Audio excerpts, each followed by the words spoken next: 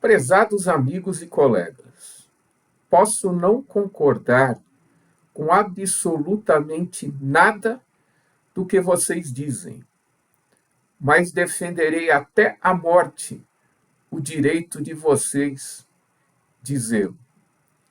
Voltaire, Voltaire pode ser considerado o patrono da liberdade de expressão.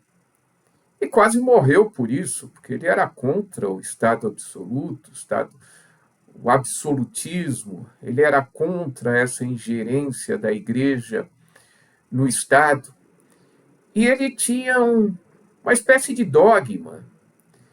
Ele entendia que a pessoa deveria ter liberdade e responsabilidade. Ele era o defensor da liberdade de expressão, defensor ferrenho de que as pessoas poderiam dizer o que quiser, dentro de critério de responsabilidade. Falou o que não deveria, falou mais do que deveria, extrapolou os limites existentes entre a liberdade de manifestação do pensamento e a lei, que seja punido.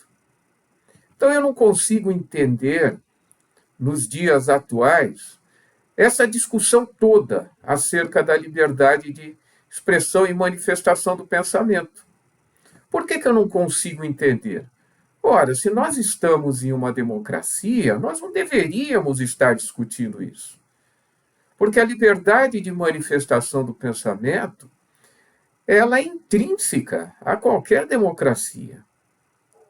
É o direito mais importante que existe em uma democracia, porque se as pessoas não puderem reclamar do que está acontecendo, se não puderem reclamar do que elas não gostam, se não puderem apontar os erros praticados por qualquer pessoa, independentemente de quem seja essa pessoa.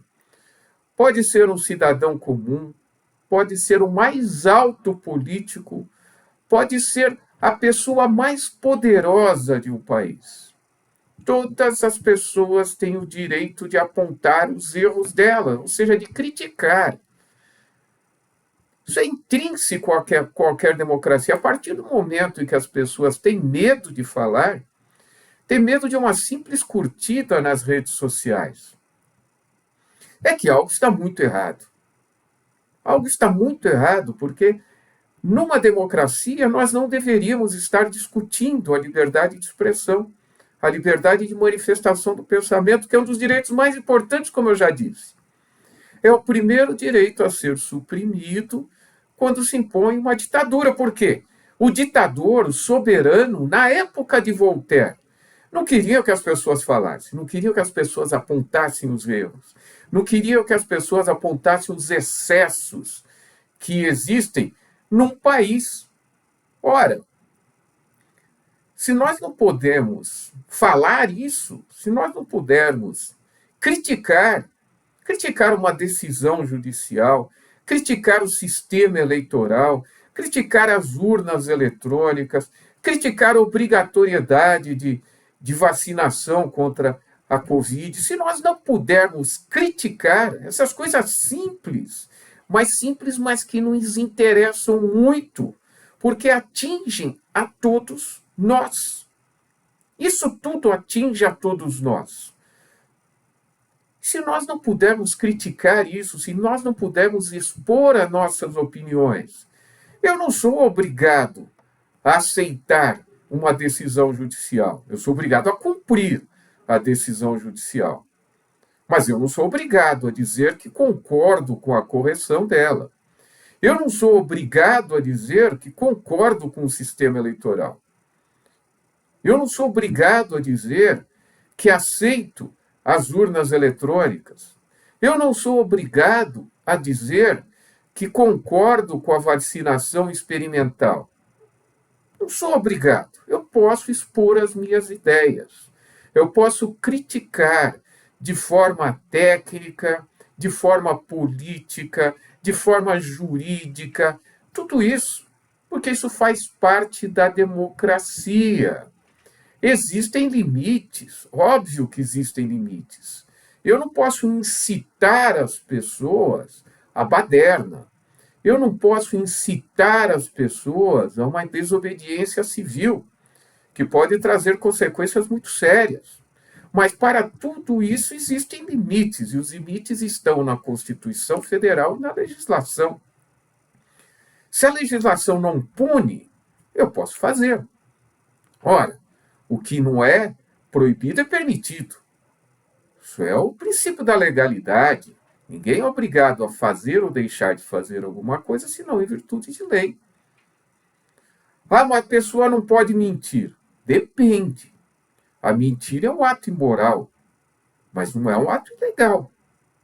Não se pune fake news, não se pune notícia falsa, a não ser nas eleições. Existe um dispositivo no Código Eleitoral que pune.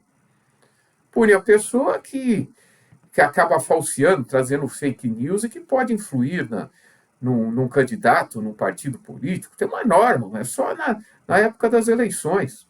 Tem uma norma expressa que diz respeito a isso. A imputação de notícia falsa contra o candidato é crime eleitoral, mas na época das eleições. Pode implicar um período pré-eleitoral, período eleitoral. Mas agora não existe crime de notícia falsa. O ato é imoral. O ato é imoral, mas não é ilegal.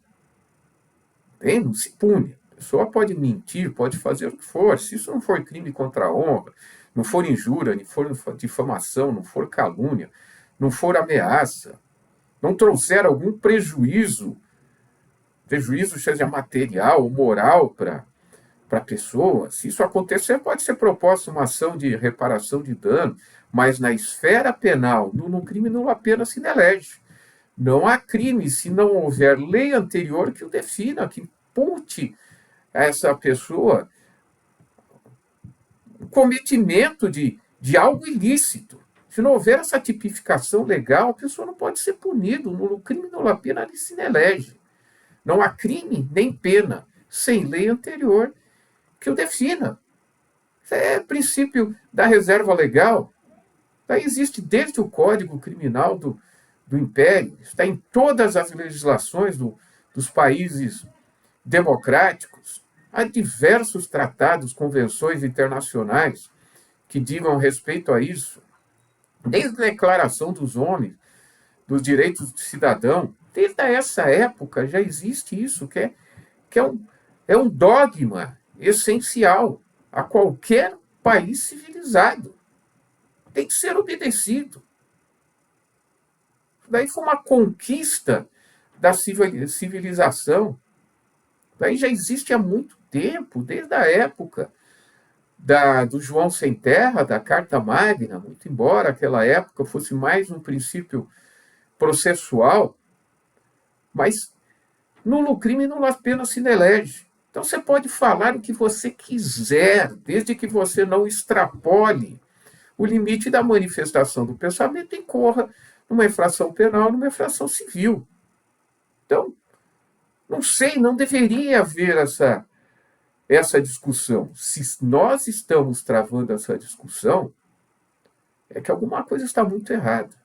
Se as pessoas estão com medo de falar, é que alguma coisa muito errada está acontecendo.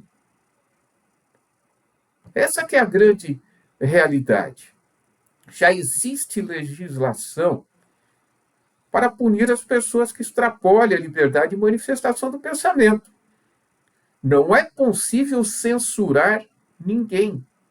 A censura é vedada em 2 dispositivos da Constituição Federal, um que diz respeito à pessoa comum e outro que diz respeito aos órgãos de comunicação social. Há 2 dispositivos expressos na Constituição Federal que vedam a censura prévia.